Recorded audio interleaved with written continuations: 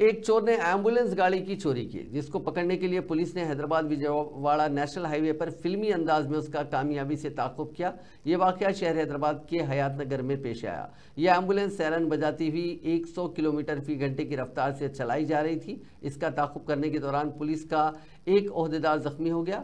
चोर ने ट्रैफिक के दरमियान दिलेरी से गाड़ी दौड़ाते हुए उसको रोकने पुलिस की कोशिशों को नाकाम बना दिया। पुलिस की जानिब से इस एम्बुलेंस का ताक़ुब चिटियाल इलाके में उस वक्त खतरनाक रुख इख्तियार कर गया जब चोर ने एएसआई को गाड़ी से टक्कर मारी। वो एम्बुलेंस को रोकने की कोशिश कर रहा था। यह ओहदेदार शदीद जख्मी हो गया। इसको फौरी तौर पर हैदराबाद के खानगी दवाखाने में दाखिल कर दिया गया। पुलिस ने उस गाड़ी को रोकने के लिए सूर्यापेट के टीकू मेटला में लारियों के जरिए एक रुकावट खड़ी कर दी। इस ड्रामाई वाक़े का अख्तिताम उस वक्त हुआ जब एम्बुलेंस गाड़ी को बिलाकर रोक लिया गया। हुक्काम ने इंकशाफ किया कि यह शख्स आदी मुजरिम है जो पहले भी चोरी के कई मामलात में मुलविस रहा। इस सनसनीखेज वारदात ने इलाके में सनसनी फैला दी।